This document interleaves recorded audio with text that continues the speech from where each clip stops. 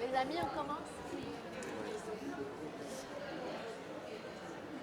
Bonjour à tous et bienvenue à cette table ronde intitulée La vie est un roman qui s'inscrit dans le cadre de la 29e édition du Salon de l'édition et du livre de Rabat. À mes côtés, j'ai trois invités aujourd'hui qui vont partager avec nous leur univers romanesque. On va parler de plusieurs questions que je vais annoncer dans l'introduction de cette table ronde. Nous avons malheureusement seulement 1 heure. C'est un peu frustrant vu l'intérêt que nous portons à cette thématique, mais nous allons essayer d'être concis et de bien gérer notre temps pour pouvoir laisser un peu de temps les 15 dernières minutes au public pour qu'il puisse aussi s'exprimer, faire entendre sa voix et poser ses questions à nos invités. Le romancier est souvent celui qui renoue avec la part enfuie, dans l'absence, et qui la ramène au jour ou tout simplement qui désigne le lieu où elle se tient. Il parle alors une langue oubliée comme le signe d'un monde tenu en marche de celui qui est admis. Avec lui, avec le romancier, on découvre que ce qui est refoulé dans l'ombre n'est pas pour autant finalement oublié. Le romancier est ainsi un visiteur des territoires perdus. Il est également un arpenteur de cette part de l'histoire que l'on veut invisible.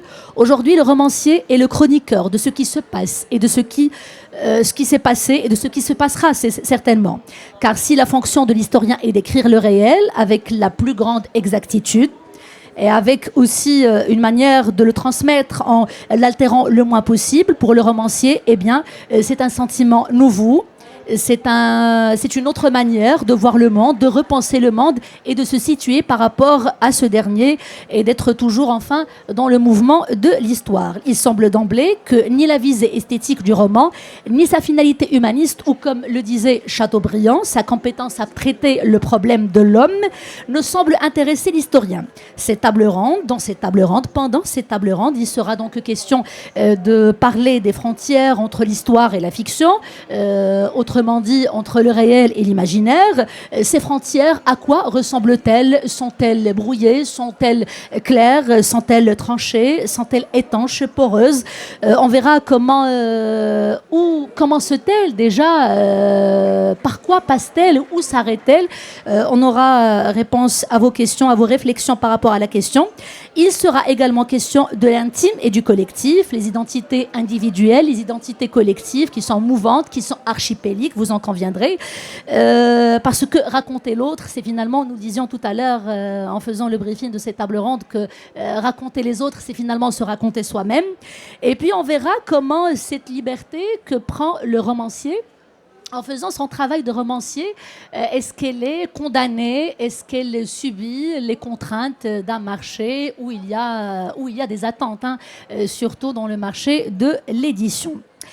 Pour commencer, des bio express de nos invités. Je commence par Madame Marie Ranjanoro, c'est cela. Alors Marie Ranjanoro est née en 1990 à Madagascar. Elle est diplômée de l'Institut des études politiques d'Aix-en-Provence, où elle a soutenu un mémoire sur les mythes et les représentations du zombie dans le cinéma américain, très intéressant. En 2019, elle crée avec Obi Ramamanji le podcast Vavi, qui fait entendre les voix des femmes malgaches et pas que. Et après la publication de plusieurs nouvelles dans plusieurs revues, Feu, Fièvre, Forêt, le triptyque des F, publié le 23 mars 2023, est son premier roman. Avec nous également Monsieur Noël Njekeri, c'est cela, nous en parlions tout à l'heure. Alors Noël Nétonan, le nom complet Njekeri, est né en 1956. Il grandit à Moudou, au Tchad. Il étudie les mathématiques, un parcours scientifique. Il s'établit ensuite en Suisse, où il travaille en tant qu'informaticien. Son premier roman, Sandokola, paraît en 1999, c'est cela. Et en 2012, il est lauréat du Grand Prix littéraire national du Tchad pour l'ensemble de son œuvre. Il est donc l'auteur des romans suivants, Sandokolo, je le disais au début de cette présentation, mais aussi Chronique tchadienne, Mosso, Au petit bonheur la brousse, et son tout dernier roman, publié en 2012, est intitulé Il n'y a pas d'arc-en-ciel au paradis. Vous nous expliquerez tout à l'heure pourquoi il n'y a pas d'arc-en-ciel au paradis. Il n'y pleut pas, c'est un printemps éternel. L'arc-en-ciel si vous me permettez de faire un bref rappel biblique, l'arc-en-ciel, c'est le signe que Dieu a donné à Noé pour lui dire qu'il n'y aura plus jamais de déluge. Hein. Et au paradis, on n'a pas, il n'y a pas toute ce menace par rapport au déluge, aux incendies, à tous les problèmes, à tous les fléaux que nous pouvons subir sur Terre. Et donc, voilà, le titre renvoie à cette évidence-là, mais dans le roman, il y a une dimension utopique qui est développée, et ce titre tient aussi à cette dimension utopique-là, et nous y reviendrons, j'espère. Sûr, nous aurons l'occasion d'y revenir plus longuement. C'est donc un message de consolation, d'apaisement vers cette paix qui est infinie, en tout cas nous l'espérons, dans l'autre monde. Donc ce tout dernier roman publié en 2022, je le disais, est intitulé « Il n'y a pas d'arc-en-ciel au paradis ». Il lui a valu le prix hors concours, le Grand Prix littéraire d'Afrique noire, mais aussi le prix Lettres Frontières. Avec nous également Soufiane Khalwa qui a fait le déplacement aujourd'hui même, très fatigué, mais qui nous fait l'honneur d'être avec nous, avec des échanges qui promettent. Merci d'avoir fait le déplacement. Alors Soufiane Khalwa est né en 1992 en France. Il a travaillé notamment en tant que pigiste, étudiant au sein de l'Académie du Monde. C'était entre 2012 et 2013.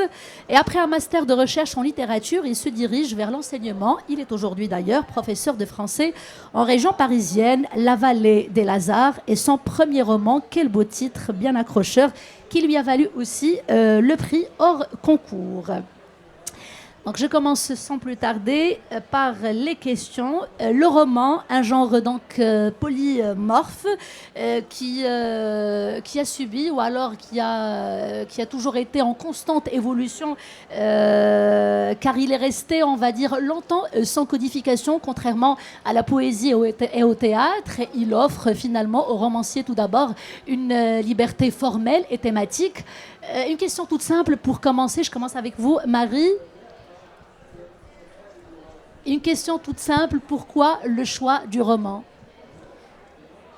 Alors une réponse toute simple à cette question, c'est que moi, même en tant que lectrice et amatrice de littérature, la forme romancée était ma forme de prédilection. Déjà, il y a un goût et un attrait pour cette forme. Ensuite, comme ça a été très bien problématisé pour les besoins de cette conférence, effectivement, le roman est polyphonique et polymorphe et il s'adapte dans sa forme à vraiment tous les discours, toutes les thèses. Il a une plasticité qui en fait un médium de choix pour raconter une diversité qui peut être topographique, historique. On peut prendre des libertés sur le temps, sur la matière, sur l'espace. Et donc c'est un peu la forme la plus, presque instinctive, même au-delà de la poésie, au-delà de l'écriture automatique. Je trouve que le roman a cette façon de s'adapter à la volonté de l'écrivain et en fait le démiurge littéraire que en fait, je pense que tout le monde se rêve quand on se lance en littérature.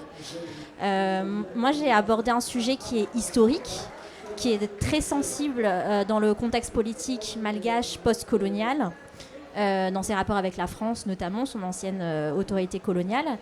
Et la forme romancée me permettait d'une part de fournir une porte d'entrée plus accessible et plus populaire à un sujet qui est encore très tabou à la fois en France et à Madagascar, qui est l'insurrection décoloniale de 1947, qui est un massacre qui a été opéré par l'armée coloniale française sur la population civile malgache qui s'est insurgée.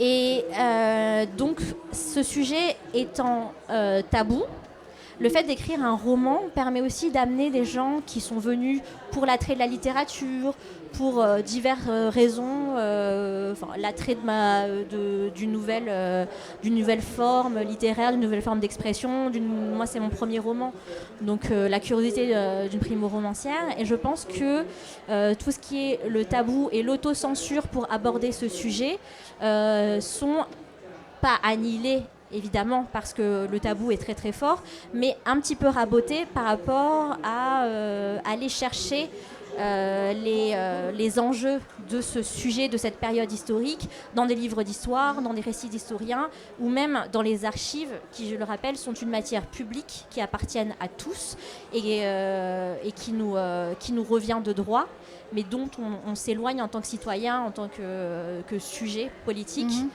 Le roman, en fait, on le trouve dans les librairies, et donc c'est beaucoup plus facile d'y rentrer que de rentrer dans un centre national d'archives. Donc il y a ces caractéristiques qui permettent de jouer avec les genres, de jongler avec le politique, le social et l'historique. Il y a aussi cette opportunité, cette liberté, encore une fois, de raconter la mémoire invisible, celle que l'on a tue, T-U-E-E, et celle que l'on ne retrouve pas dans les manuels scolaires. Mais il y a aussi écrire, choisir le roman pour écrire, ça passe aussi par d'autres écrivains, d'autres romanciers. Je m'adresse à vous, Monsieur Noël. Quel a été le romancier qui vous a donné envie de lire, ou alors le tout premier roman que vous avez lu? Oui, merci. Le tout premier roman qui, en fait, c'est pas un roman à proprement parler qui m'a donné envie de lire. Le premier texte qui m'a donné envie d'écrire, c'est le discours sur le colonialisme d'Aimé Césaire, qui est un essai. Un essai, et quand je l'ai lu, c'est un texte qui m'a frappé au cœur, parce que je vivais dans une garnison de l'armée française. Mon père a été un de ces tirailleurs sénégalais qui sont venus guerroyer contre les nazis en France, et cela m'a permis de vivre dans une garnison française. Mais cette garnison française, même bien après l'indépendance, était toujours régie par ce qu'on appelait la géographie coloniale. C'est-à-dire que la garnison était divisée en deux. D'un côté, il y avait la partie européenne, hein, où vivaient les officiers français. Et de l'autre côté, il y avait là où vivaient tous les Africains, dont mon père, qui était revenu de France bardé de médailles. Mais malgré ça, il n'avait pas droit d'habiter dans le quartier européen. Et ce texte-là, le discours sur le colonialisme, est venu percuter ma réalité et m'a permis de comprendre ce qui se passait autour de moi. Et donc c'est le premier grand texte qui m'a donné envie d'écrire. Et je m'adresse à vous, Monsieur Sofiane. Quel regard portez-vous sur l'évolution du roman aujourd'hui? Bonjour à toutes et à tous déjà. Alors, je pense qu'il y a quelque chose d'un peu paradoxal, c'est que le roman, c'est un médium qui a 400 ans. Et finalement, c'est quelque chose qui a très peu changé parce qu'il y a des structures qui sont similaires aujourd'hui comme en 1700, comme avec Rabelais, comme Cervantes en fait. Finalement, Cervantes, Don Quichotte, c'est le premier roman moderne. Et je trouve que ça n'a pas tellement changé parce que c'est une forme qui est qui a une plasticité formidable, comme disait ma collègue tout à l'heure en fait. Et donc on peut recréer des histoires, réécrire des histoires et jamais écrire le même roman, mais toujours utiliser ce même médium parce qu'encore une fois, oui, c'est une histoire de plasticité.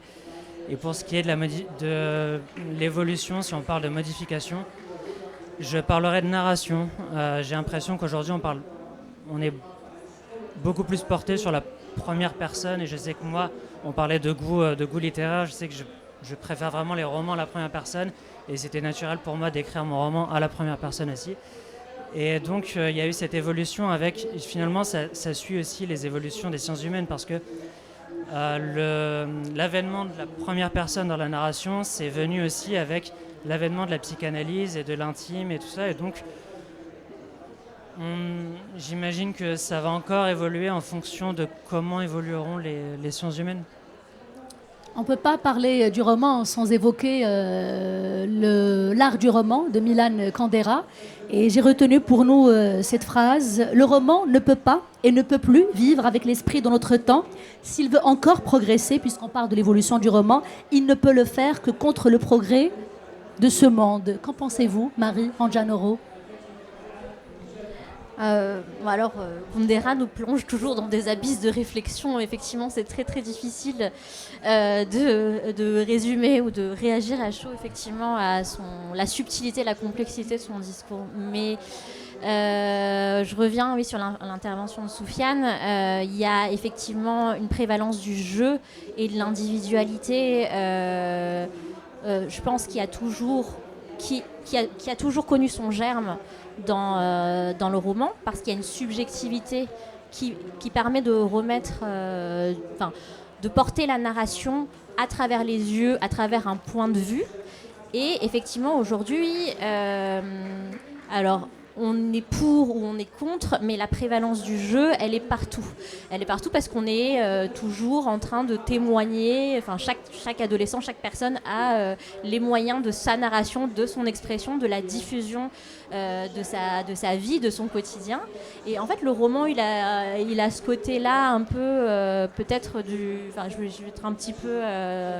dire quelque chose de lèse-majesté, mais des primo-influenceurs, en fait, d'être dans le quotidien des petites gens, contrairement à la tragédie qui s'intéressait à la noblesse, contrairement à la poésie qui est l'élévation de l'âme.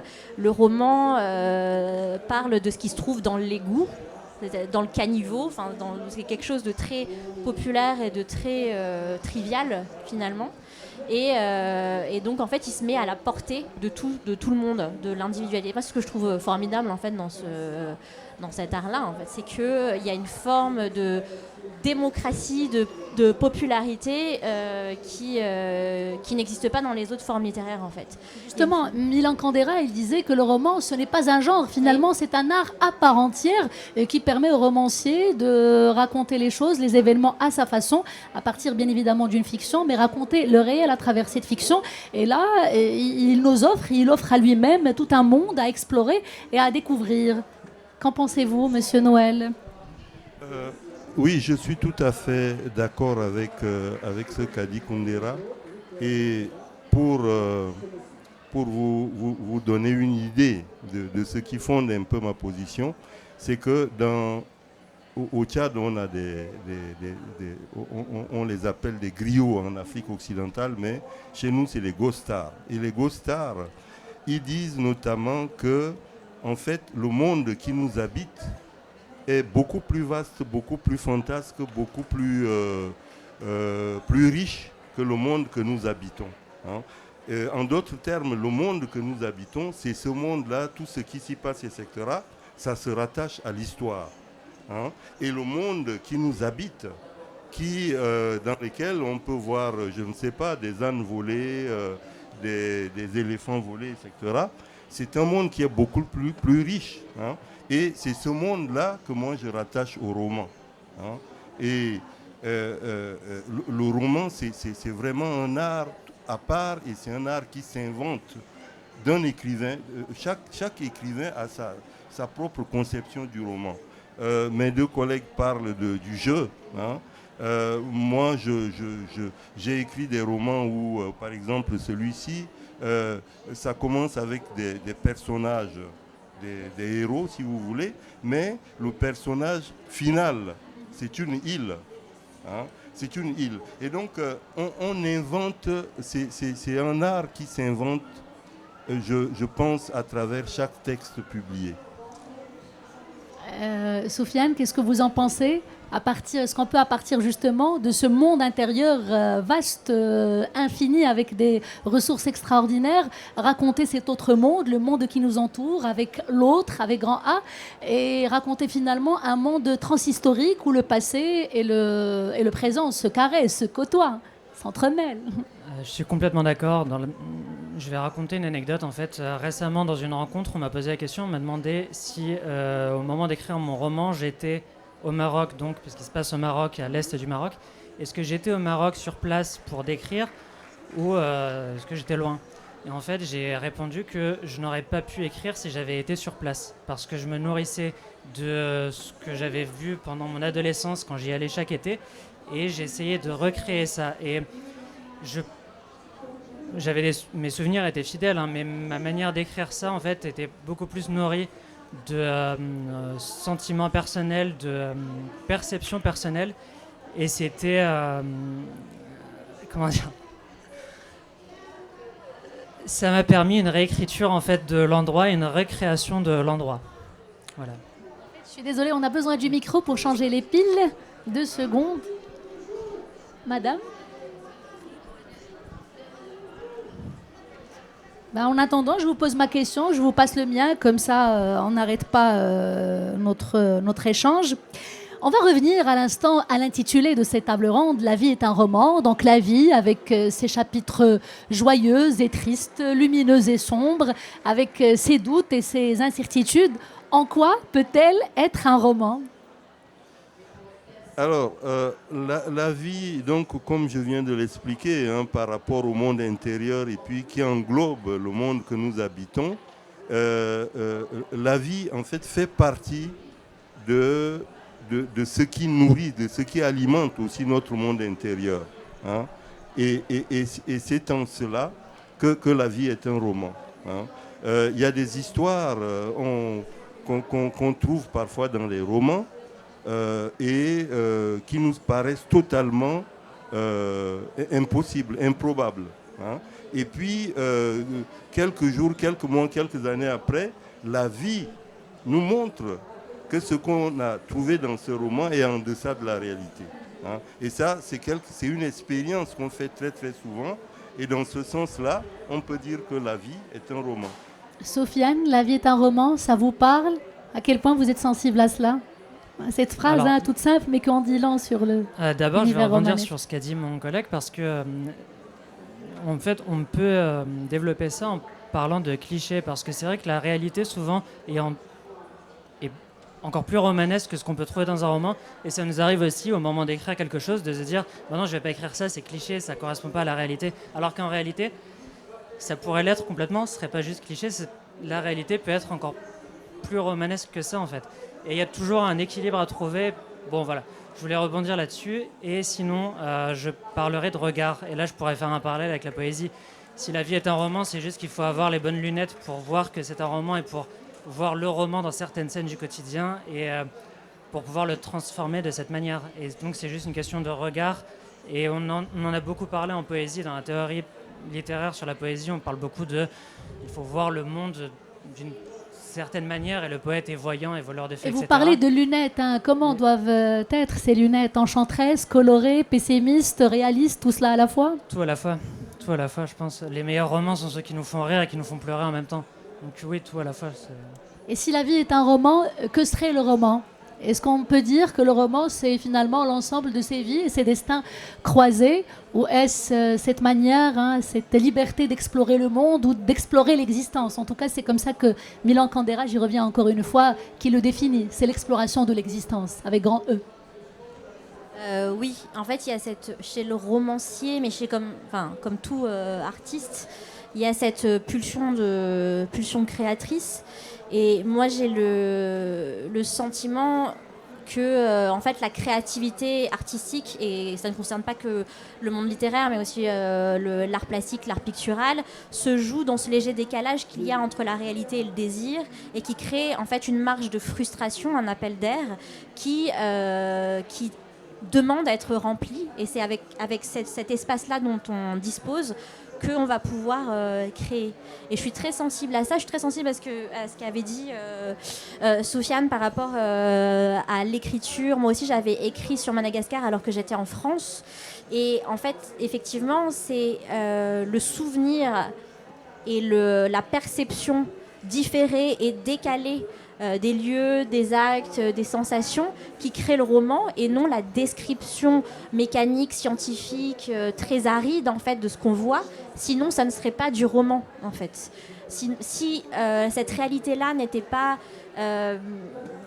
passée à travers le filtre déformant de notre perception, de notre souvenir, de peut-être une incompréhension de la réalité. Sofiane parle de souvenirs d'enfance. Moi, je parle beaucoup aussi de ça, de l'enfance, des souvenirs de la réalité qu'on perçoit à travers les fièvres. C'est un élément très important de mon roman. Donc, de toutes ces choses qui vont créer une distorsion du réel. Et c'est ça qui m'intéresse, et non la réalité, et non la vie telle qu'elle est banale, et où extrêmement romanesque. C'est vrai, comme l'ont dit mes confrères, il y a des choses du réel que j'ai refusé d'écrire parce que je me suis dit, elles étaient tellement romanesques, justement, paradoxalement, que je me suis dit, mais personne ne va croire à ça si j'écris ça dans mon roman. En fait, c'est les événements, le déroulé historique tel qu'il m'est retranscrit dans les archives, personne ne va y croire. Et moi, mon roman, il parle d'une archive qui est incroyable. C'est celle d'un avis de recherche pour une insurgée qui serait sorcière, qui aurait un sein à gauche, 2 seins à droite, et qui survolerait les villages et aurait le pouvoir d'endormir ses ennemis à son passage. Et ça, c'est un gendarme de l'administration coloniale française qui l'a tapé noir sur blanc sur son rapport de police. Ça, c'est la réalité. Mais c'est déjà du roman. Et puisque vous parlez justement de ce décalage entre le réel et le fictif et de cette distance même, qu'est-ce qu'on peut dire, Monsieur Noël, cette fois-ci, sur les frontières justement entre le réel et l'imaginaire, entre l'histoire avec grand H et le roman? Est-ce qu'on peut parler d'une ligne de démarcation bien précise ou alors d'un no man's land où tout s'entremêle avec liberté, où on peut prendre toutes les libertés possibles Je ne crois pas qu'il y ait une espèce de frontière repérable entre le monde de la fiction et le monde de la réalité. Ce sont des mondes qui s'interpénètrent, qui interagissent en permanence ensemble. Hein. Donc, moi, quand j'écris, quand je me mets à ma table pour écrire, j'ai non seulement tout ce monde intérieur qui remonte, mais j'ai aussi les souvenirs, j'ai aussi la perception de ce qui m'entoure ou de ce qui m'a entouré dans le monde réel. Hein. Donc il y a une interaction mais permanente entre ce monde qui est totalement imaginaire, ce que j'imagine, ce dont je rêve, ce que je désire, etc., et ce qui est en réalité. Et entre l'historien qui n'est pas en tout cas le romancier et le romancier qu'il déclare être, et avec sa démarche qui reste différente du roman en vogue, en tout cas en 19e siècle. Maintenant, nous avons des romanciers qui ne se contentent pas ou alors qui ne se satisfont pas de l'acte d'écrire, mais qui, comme l'a dit tout à l'heure Marie, enquêtent, suspectent et multiplient les démarches. Soufiane, parlez-nous de cette démarche d'écriture, le déclic déjà pour écrire sur les origines. Hein. Alors justement, oui, j'ai 32 ans, j'ai écrit mon roman à 28 ans, 27 ans, mais en vérité, j'ai commencé à écrire à mes 19 ans. Et j'ai écrit d'autres textes avant qui étaient très mauvais, qui n'ont jamais été publiés. Je suis très content qu'ils aient jamais été publiés. Et en fait, ces textes-là, je les écrivais sous pseudonyme et je mettais de côté tout ce qui était en rapport avec mes origines et mes parents marocains. Je mettais de côté parce que j'étais pas prêt à en parler. Je savais que je devais en parler. Depuis mon adolescence, je savais que je voulais en parler, je voulais mettre ça dans un livre, mais je ne savais pas encore quel regard porter là-dessus, comment les inclure dans un roman et comment leur rendre honneur d'une certaine manière. Et en fait, j'ai mis du temps à être prêt et il s'avère que je sais pas à quel... Enfin si, en fait, je sais. Je suis parti de un personnage et une page. Et c'est ça qui a donné la structure à mon roman. Et je me suis dit, c'est bon, je vais pouvoir raconter. Et on parlait de réalité et de fiction. Dans mon roman, il y a 2 personnages qui sont vraiment largement inspirés de personnes réelles. Et ils sont, la fiction est mise au service de ces personnages. Et ces personnages sont mis au service de la fiction aussi. Et voilà, donc c'est marrant que vous parliez de déclic finalement, parce que oui, il m'a fallu du temps pour être prêt à l'écrire. Et finalement, la première fois que je l'ai écrit et la fois où j'ai eu le déclic pour pouvoir l'écrire, finalement, ça a été la première fois que j'écrivais un texte bon, qui pouvait être publié, qui pouvait exister en fait. Et quand vous dites j'ai laissé toutes ces choses de côté et que je ne savais pas comment m'y prendre, est-ce que vous cherchiez à cette époque en tant qu'écrivain ou alors en tant que citoyen français d'origine marocaine? Les deux. Les deux. Parce que je réécrivais les auteurs que j'aimais et les auteurs que j'aimais. Bon, voilà, je réécrivais les auteurs que j'aimais qui avaient des vécus différents des miens et donc ça ne me ressemblait pas. Et aussi un équilibre en tant qu'écrivain né en France et marocain, c'est un équilibre à trouver. C'est un équilibre qui est difficile à trouver, on met du temps à le trouver.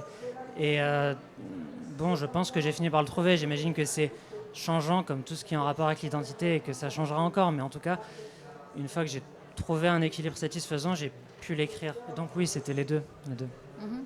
Je m'adresse à vous, Marie. Votre premier roman, Feu, fièvre, forêt, c'est une fiction historique qui nous plonge dans les événements tragiques de 1947, l'insurrection à Madagascar, un roman décolonial, engagé, féministe aussi. Est-ce qu'on peut dire que, tout à l'heure on parlait de la fiction, des frontières entre la fiction et la réalité, est-ce qu'on peut dire que la fiction est la chambre noire de l'histoire ? Alors, je vais parler du cas particulier de 1947 à Madagascar, qui, comme je l'ai dit tout à l'heure, est un sujet très tabou. Évidemment, du côté français, il n'y a aucun intérêt à faire la promotion d'un massacre qui a été perpétué, un massacre colonial. L'actualité française en ce moment, Kanaki nous rappelle bien que trop ce paradigme-là dans l'État français.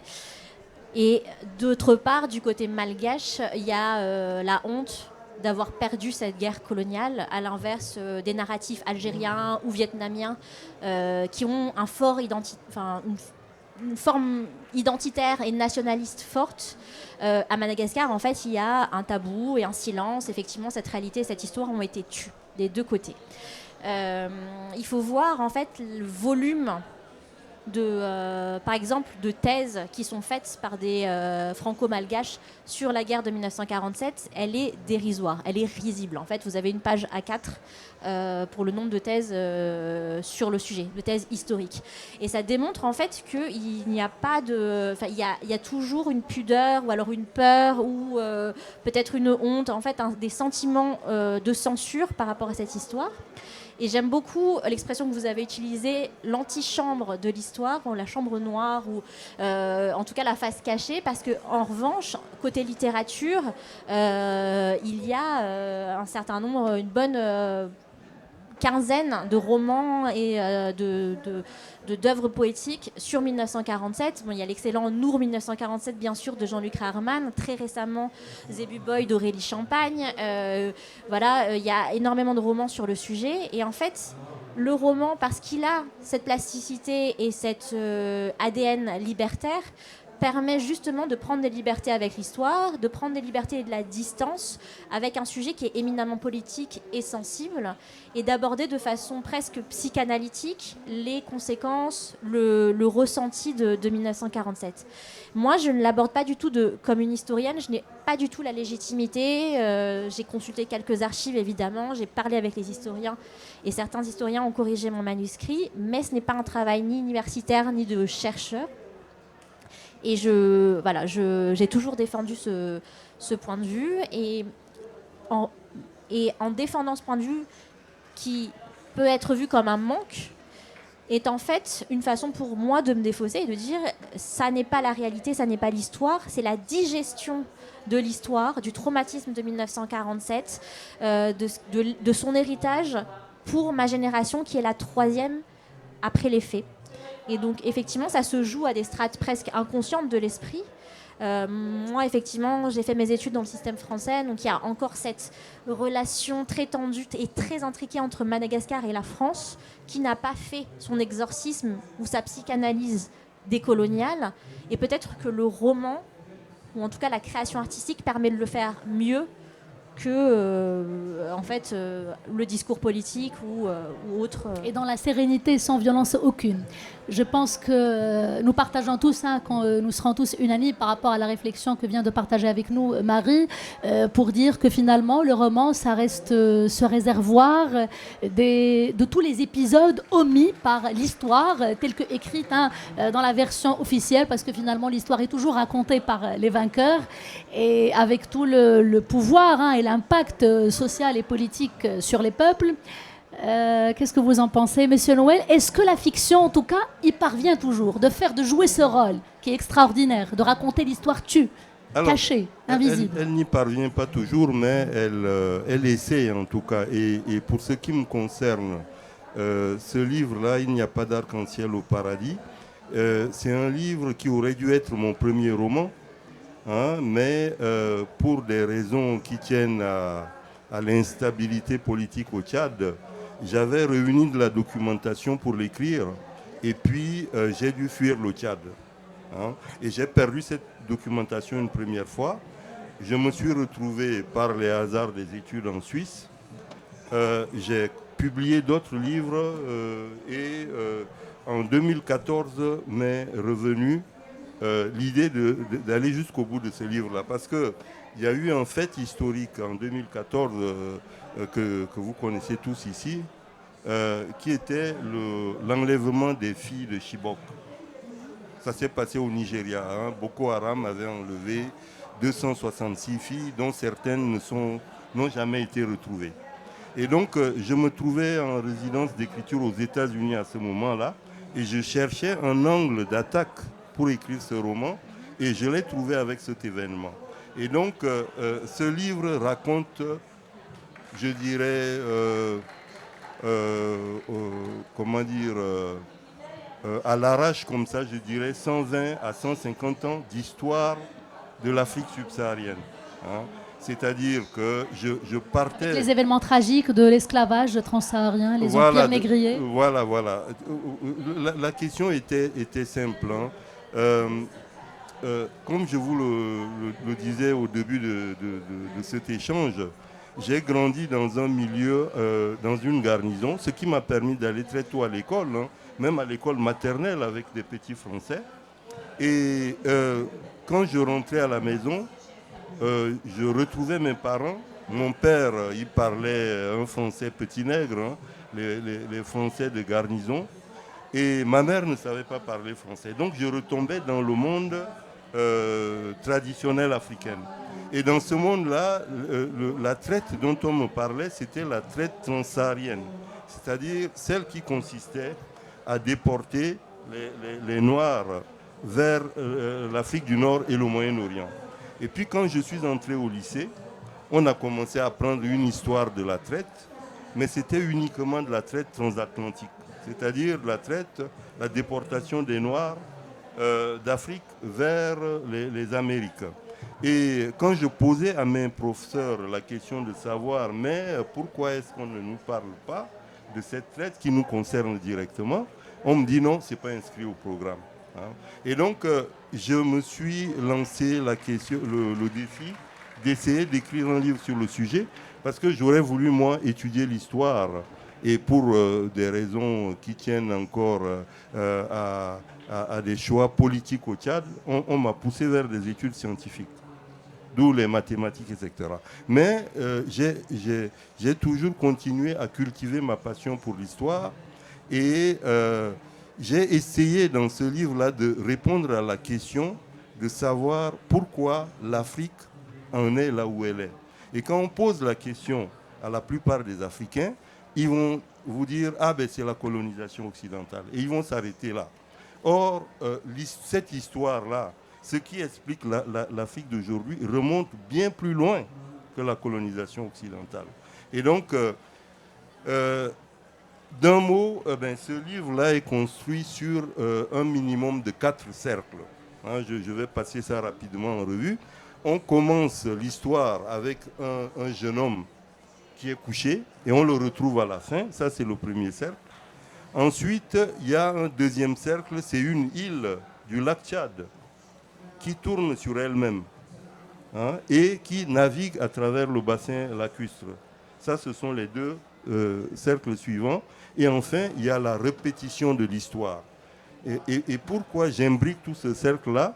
C'est pour dire tout simplement que l'Afrique aujourd'hui est comme un cochon d'Inde dans sa roue. Vous voyez, le cochon d'Inde est dans sa roue, il pédale, et il n'arrive pas à s'en sortir. Et la grande question, c'est de savoir, c'est de savoir comment faire pour casser cette roue et libérer le cochon d'Inde.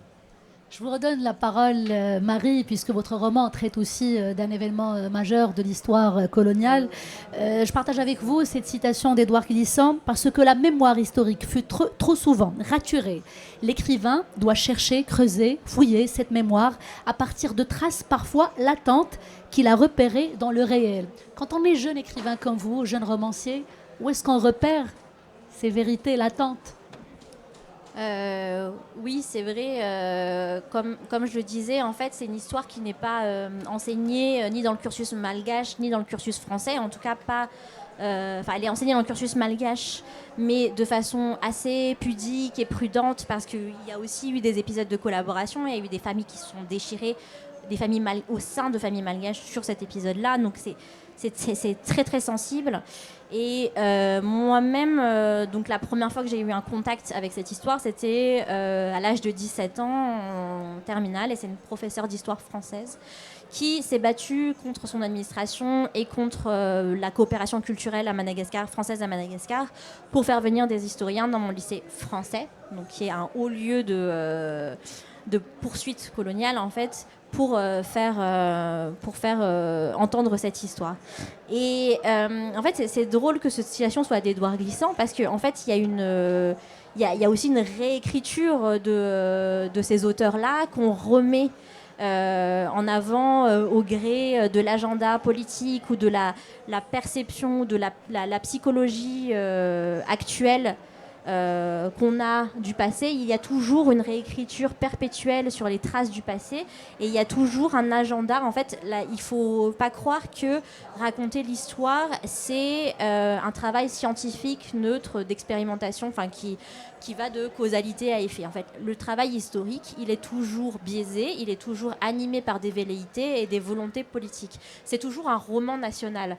Et donc, les traces, effectivement, ce sont des signaux faibles que l'on peut capter à travers cette histoire nationale, cette histoire politisée et officielle, et qui fait que en fait, nous ne pouvons entendre que cette parole officielle. Or, des traces subsistent, il y a toujours des actes manqués, il y a toujours des lapsus, il y a toujours des erreurs ou des archives oubliées qui font que remonte une vérité qui n'a pas été dite dans l'histoire officielle. Et comme je disais tout à l'heure, c'est une digestion de cette histoire plus qu'une narration brute des effets des événements. C'est passer à travers le filtre de l'inconscient, des strates de l'esprit, et après régurgiter quelque chose qui a été digéré par le corps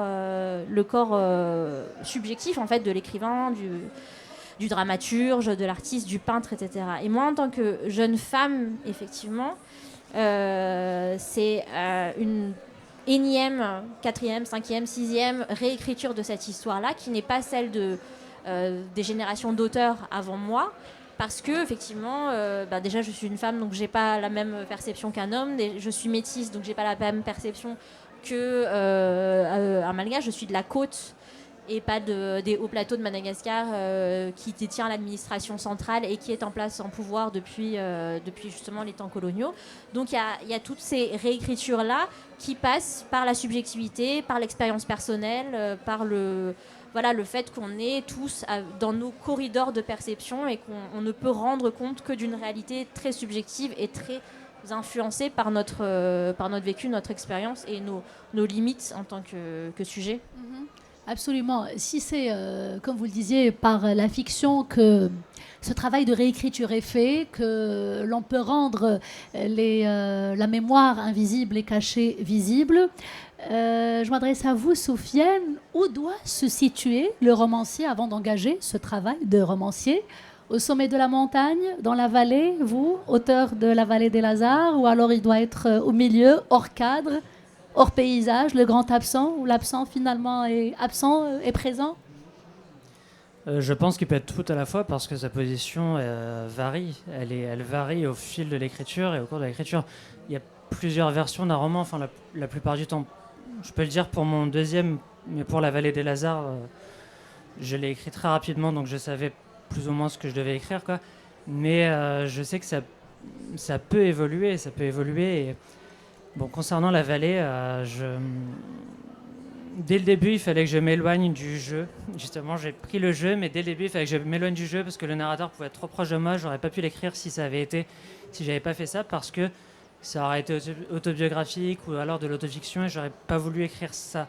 Donc je m'en suis éloigné par des petites choses un peu bêtes, hein, des biographèmes, des éléments de sa biographie qui sont différents des miens et qui me permettaient de me dire c'est bon, il a son identité propre. Moi, je peux l'écrire, je peux écrire comme un personnage, comme n'importe quel autre personnage. Et tout à l'heure, j'ai parlé de structure du roman et de déclic, mais en fait, il y a un personnage dans mon roman qui m'a permis de le commencer et de l'écrire. En fait, ce personnage, à partir du moment où je l'ai créé, je pouvais être observateur et il pouvait faire évoluer le roman. Et c'est le personnage de Haroun, en fait, dans le roman, qui m'a permis de faire en sorte que cette vallée devienne fictive et qu'elle ait une existence propre. Et donc à ce moment-là, à partir de là, j'ai été complètement observateur. Voilà. Je m'adresse à présent tour à tour à Marie et à Noël, vous dont les livres, dont les romans traitent des empires négriers, de la barbarie, de l'esclavage et du colonialisme. Est-ce que finalement, c'est l'histoire avec grand H qui ne laisse pas le roman en paix, ou alors c'est l'inverse? Oui, effectivement, je crois que c'est l'histoire avec un grand H qui ne laisse pas le roman en paix. Hein. C'est-à-dire que, comme disait ma consoeur tantôt, elle ne se sentait pas légitime à écrire un livre d'histoire, mais moi pas davantage. Et donc, à travers le roman, on a voulu, moi en tout cas pour ce qui me concerne, j'ai voulu me réapproprier l'histoire de mon continent d'origine. Hein. Je n'avais pas les compétences techniques, je n'ai pas étudié l'histoire, et j'ai voulu à travers le roman remettre, si vous voulez, sur la place publique cette histoire qu'on essaie de taire. Vous voyez, l'histoire de la colonisation, c'est toujours l'histoire entre deux peuples. Hein. En France, cette histoire-là n'est pas ou peu enseignée, du moins c'est une affaire de spécialistes. Et puis, d'un autre côté, et ici en Afrique, eh bien, on essaye de l'accommoder à la sauce politique. Hein. Au Tchad, par exemple, l'histoire de l'esclavage, officiellement, ça n'a jamais eu lieu. Les historiens officiels de l'État disent « Ah, cette histoire d'esclavage, ce sont les Français qui ont inventé ça pour nous... » Pourquoi, à votre avis? Pourquoi? Parce que la faute en incombe à ce qu'on appelait les pères fondateurs. Vous savez, ceux qui sont venus au pouvoir après le départ des colons. Ceux-là voulaient ne pas opposer les différentes ethnies, hein, parce qu'à l'intérieur du Tchad, par exemple, il y a des ethnies, il y a eu des sultanats dans le centre du Tchad, dont le fameux Kanem, hein, le Nakem de Yambo Ologum, c'est le Kanem. Et ce sont ces sultanats qui ont prospéré pendant des siècles sur la traite négrière. Et Tomba Albay, le premier président du Tchad, avait le souci de ne pas réveiller ce démon-là. Hein. Il ne faut surtout pas parler de ça. Hein. Et c'est un mauvais calcul parce qu'on sait depuis Freud que ce sont les refoulements qui sont à l'origine des névroses. Hein. Et pour parler plus terre à terre, si vous poussez la saleté sous le tapis, au bout d'un moment, il y a une infection qui vous pète au nez. Et c'est ce qui se passe encore aujourd'hui en Afrique. Et jusqu'au moment où je vous parle, au Tchad, cette histoire-là est toujours tue. Hein. Et j'irai encore plus loin. Parce qu'il y a un côté pervers dans ce choix-là, c'est que après les indépendances, hein, je parle du cas du Tchad, mais ça peut s'appliquer, j'ai retrouvé ça aussi au Sénégal, en Guinée, etc. Les pères fondateurs voulaient avoir des figures symboliques, hein, des figures symboliques dans l'histoire, comme en France, ils ont Vercingétorix, ils ont, je ne sais pas, Jean Moulin, hein, pour ne pas remonter très loin. Ils voulaient trouver des figures symboliques, se rattacher à des figures symboliques, fonder leur légitimité sur des figures symboliques. Et qu'est-ce qu'ils vont aller chercher? ils vont aller chercher des gens, des gens qui auraient résisté à la pénétration française, comme celui que j'évoque dans mon livre qui s'appelait Rabat. Eh bien, ils vont vouloir en faire un héros national. Or, ce Rabat, par exemple, dans le bassin tchadien, il ne s'opposait pas aux Français parce que ses compatriotes africains, il ne défendait pas la cause de ses compatriotes africains. Il défendait son propre beefsteak qui était d'esclavagiser les populations. Donc vous voyez, il y a un côté pervers aussi dans les choix qui ont été faits au moment des indépendances. Marie, qu'est-ce que vous en pensez ? Oui, moi je rejoins tout à fait Noël sur cette histoire de silence, parce que ça n'est pas parce qu'on ne parle pas d'une blessure qu'elle ne continue pas à travailler et à ronger la chair. Et je pense qu'il y avait il y a ce sujet-là sur la colonisation, mais aussi sur l'esclavage, sur ce trou béant qui est là entre nous et dont personne ne veut parler et dont il se dégage un espèce de climat un peu nauséabond entre la France, les anciennes colonies, entre les puissances négrières et les viviers dans lesquels ils ont puisé. Et comme le dit Noël, il y a aussi une complexité, parce que ça n'est pas une histoire de blancs contre les noirs ou une histoire de l'Europe contre l'Afrique. Il y a eu, et moi je le parle en connaissance de cause sur 1947. Effectivement, c'est pas un affrontement entre Français et Malgaches, c'est un affrontement de Français et de Malgaches contre d'autres populations. Il y a des logiques, d'opposition. Milieu urbain, milieu rural, de la côte versus les hauts plateaux, des métissages contre ceux qui n'étaient pas métis, de ceux qui ont été tirailleurs à l'étranger contre ceux qui sont restés à Madagascar, etc.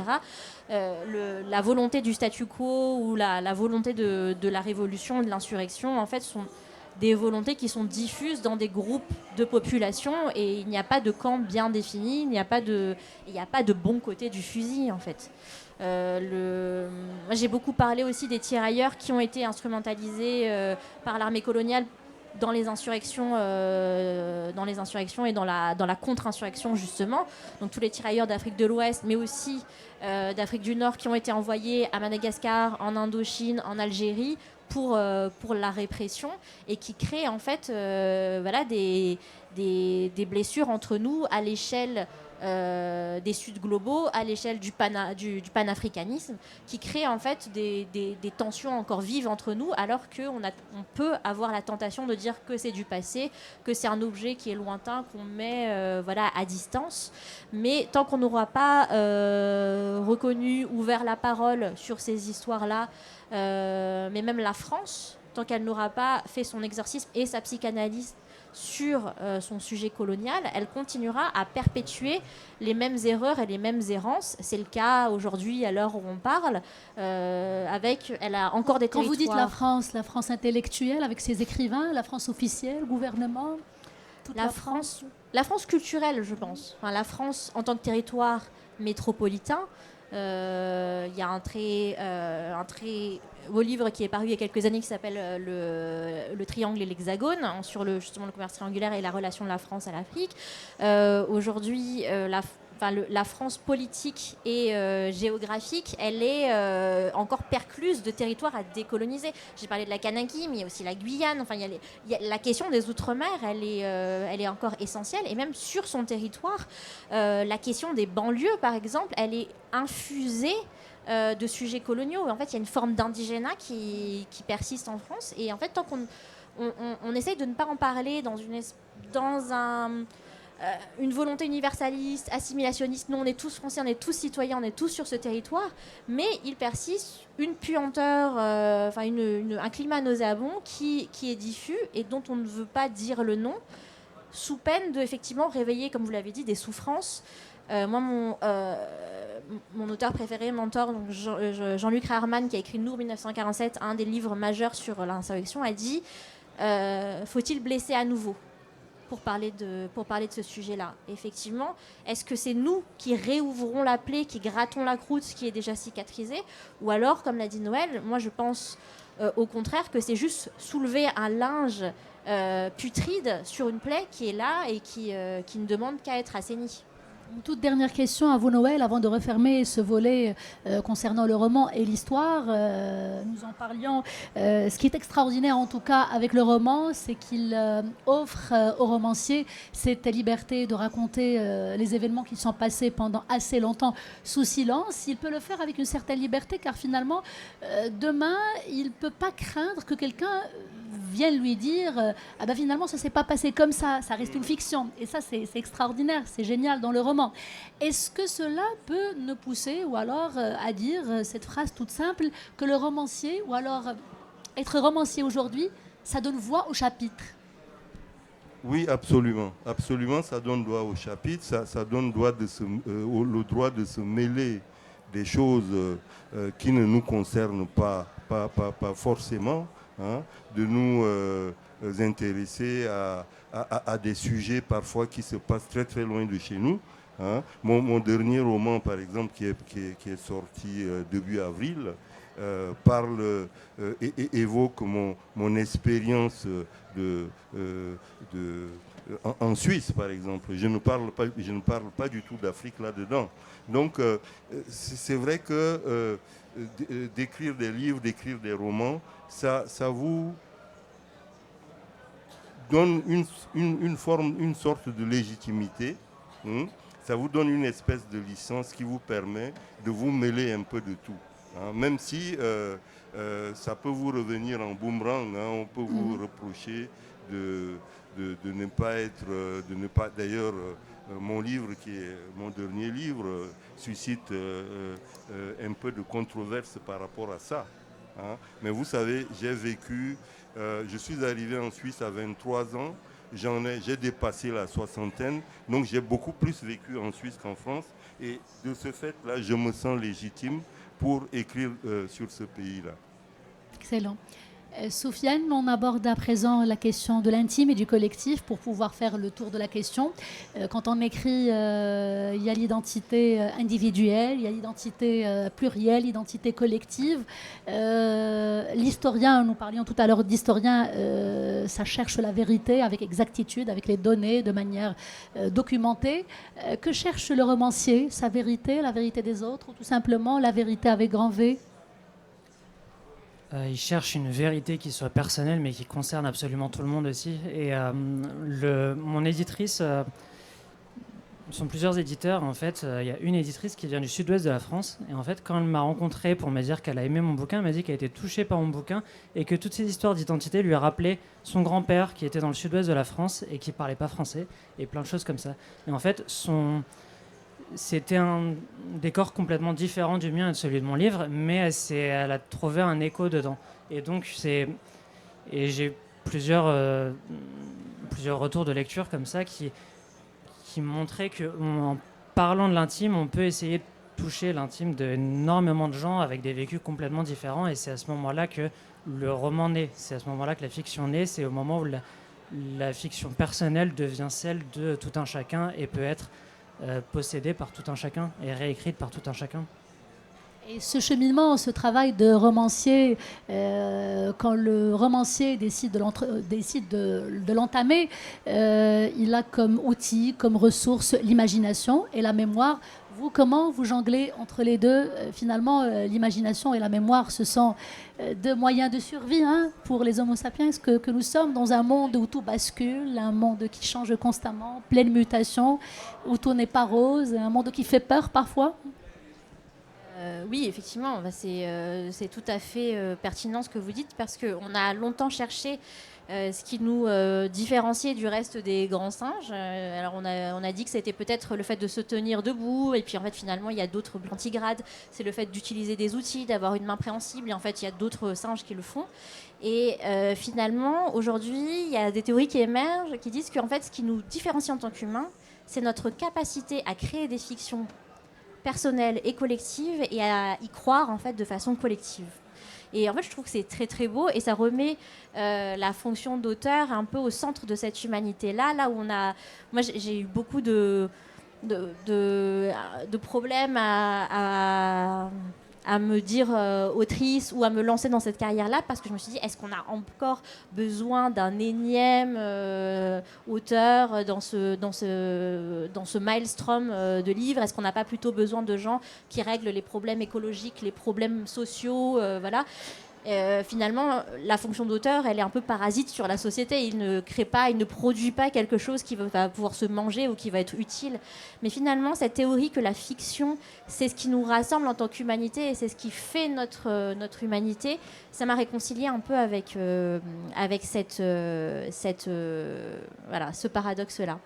Et concernant en fait la suture entre imaginaire, réalité, la mémoire comme outil de survie, je vais faire le pont entre la thèse de mes deux confrères ici présents. En fait, Noël a parlé tout à l'heure de la culture des griots et la culture de l'oralité, et en fait le fait que le conte c'est une tradition africaine, mais en fait globale. Le conte existe dans toutes les civilisations parce qu'il permet de partir du détail, de l'anecdotique, du trivial, pour tirer des réalités, enfin des vérités ou des philosophies qui vont pouvoir être réutilisées de façon collective. Et de la même façon que l'a dit Sofiane, effectivement, un bon roman, c'est un roman où on parle de l'intime et tout le monde va pouvoir se retrouver. Il y a une universalité qui va se retrouver dans cet intime-là. Donc partir du particulier ou partir de l'anecdotique et atteindre une espèce de vérité collective d'un ensemble qui concerne l'humanité. En fait, c'est ça la beauté de la littérature, et quelque part, c'est ça aussi la beauté de la fiction. C'est là où on doit tendre. C'est le grand nous rassembleur. Une dernière question à vous, Noël. Tout à l'heure, Marie a parlé de fonction de l'écrivain de manière générale, du romancier de manière particulière. Est-ce que cette fonction se doit-elle d'être engagée? Et si engagement il y a, est-ce que cela converge toujours avec les attentes du monde, du marché de l'édition, puisque c'est un volet parmi d'autres qui se devait d'être soulevé pendant cette table ronde? Oui, alors je pense que l'acte d'écrire, quel qu'il soit, est déjà un engagement. Hein. C'est la question qu'on peut se poser, c'est vers quoi porte cet engagement. Vous savez, souvent on lie l'engagement à un mouvement à gauche, n'est-ce pas, hein, vers les gauches. Mais il y a aussi des écrivains qui sont engagés à droite. Donc, pour moi, l'acte d'écrire, c'est déjà un engagement. Et ma fonction en tant qu'écrivain, je la conçois non pas comme, comment dire, comme souvent on me le dit dans les écoles, mais monsieur, quel message avez-vous voulu transmettre en écrivant tel ou tel livre? Moi, ma fonction, je la questionne, je la pose, je la conçois en tant que poseur de questions. C'est-à-dire qu'à travers mes livres, j'essaye de partager les questions qui me travaillent au corps et à l'âme. Hein, de les partager avec le plus grand nombre possible. Parce que les messages, il y a des crieurs publics pour ça, donc je ne me sens pas concerné. Dans la même veine, une dernière question à vous, Sofiane, qui avez goûté à l'aventure du premier roman. Est-ce qu'au moment de l'écriture de votre roman La Vallée des Lazars, il y avait ce souci des attentes, non des lecteurs, parce que les attentes et les horizons d'attente des lecteurs, ça se construit au fur et à mesure de la lecture. Les lecteurs finissent par s'approprier l'œuvre et par en faire leur propre interprétation. Mais vis-à-vis des attentes du marché de l'édition, je pense que j'étais d'une grande naïveté, en fait. Je ne pensais pas à ces choses-là, et j'ai écrit ce livre sans réfléchir. Il faut quand même beaucoup d'ambition et de naïveté pour écrire un livre, pour se dire que je vais écrire quelque chose sur 200 pages et peut-être que les gens l'aimeront. Et c'est quand même, en vrai, c'est une grande naïveté. Et donc j'avais cette naïveté avant d'écrire le premier, et ça m'a permis de l'écrire assez rapidement, et j'ai mis du temps à être prêt, mais une fois que j'étais prêt, je l'ai écrit très rapidement parce que je ne me mettais aucune pression, en fait. Et justement, dans l'édition, tout le monde dit que le deuxième roman, c'est le plus compliqué, c'est le plus difficile, parce que c'est là qu'on a la pression, c'est là qu'on voit ce que ça fait, on voit ce qu'il y a après, et on se crée tout un horizon d'attente qui est une construction mentale, finalement, parce que s'il y a un horizon d'attente, il faut écrire à côté, il faut écrire quelque chose d'autre et proposer quelque chose d'autre. Et donc je l'ai eu pour le deuxième, pas pour le premier. Je pense que nous avons fait le tour de la question. Je ne sais pas si nous avons un peu de temps pour prendre 2 ou 3 petites questions.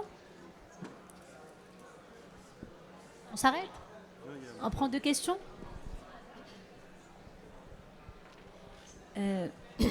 Merci beaucoup. C'était vraiment très enrichissant.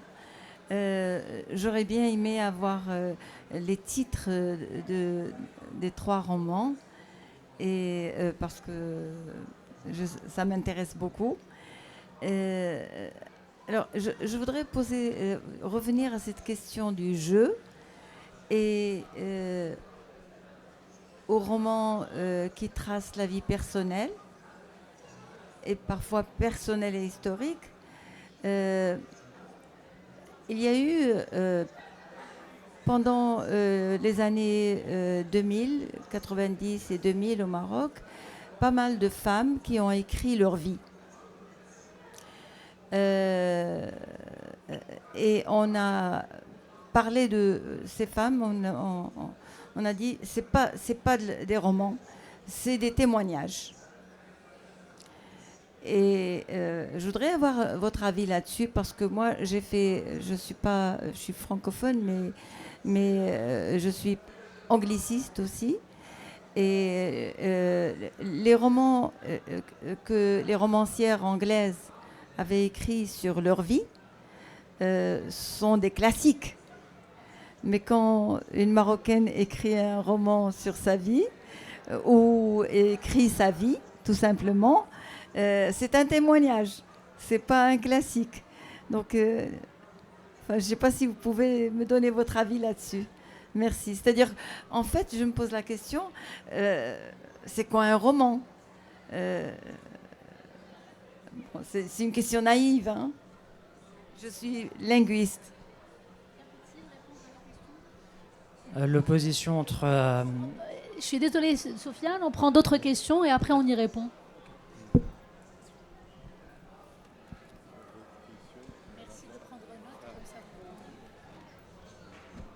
Merci beaucoup. Merci pour la modération pertinente. S'il vous plaît, je reviens à ce lien entre l'histoire et le roman et j'aimerais avoir votre avis. Est-ce que le point de départ doit toujours être un mauvais souvenir ou finalement on peut un jour voir une belle histoire qu'on raconte sous forme d'un roman? Voilà, merci.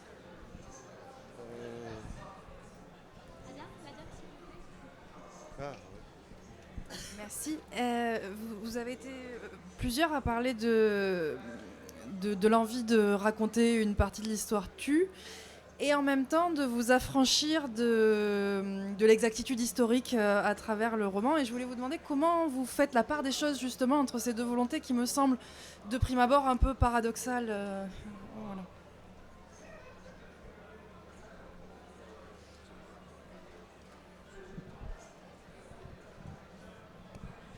Commence. Allez-y, monsieur. Voilà, je vais peut-être commencer par répondre à madame. Moi, ma démarche, ce n'est pas forcément de raconter l'histoire. C'est-à-dire que ce que je revendique, ce n'est pas, je dirais, la vérité historique. Ce que je revendique, c'est ce que je cherche, en fait, c'est de remettre la question sur la table. Hein, remettre la question au milieu de la palabre pour qu'on en parle. Hein, parce que taire une histoire, ce n'est jamais sain pour une société. Hein. On voit par exemple, moi quand je suis arrivé en Europe, j'ai fait mon stage après quand j'ai fini mes études d'ingénierie, j'ai fait mon stage dans un département d'informatique qui était dirigé par une femme. Et cette femme, je ne sais plus à quelle occasion on a commencé à discuter, mais elle m'a dit, elle était d'origine française. Hein, et elle m'a dit, mes filles, elle avait 2 filles, mes filles peuvent épouser n'importe qui, un noir, un blanc, un jaune, ça ne me ferait rien. Il ne faut surtout pas qu'elle me ramène un Allemand. Vous voyez, ça c'était un Allemand. Un Allemand, ça c'était au début des années 80, parce qu'elle était des Glières, hein, d'une région française qui avait été très affectée par la résistance, hein, que les Allemands ont massacré une partie de sa famille, et elle leur en voulait pour ça. Et il y a quelques années de cela, j'étais au Salon du Livre de Genève, et je vois une dame qui s'approche de moi, et puis on a recommencé à discuter. Et je lui ai demandé que sont devenues ses filles. Hein. Elle m'a dit, ah, mais il y en a un qui est chez son copain en Allemagne.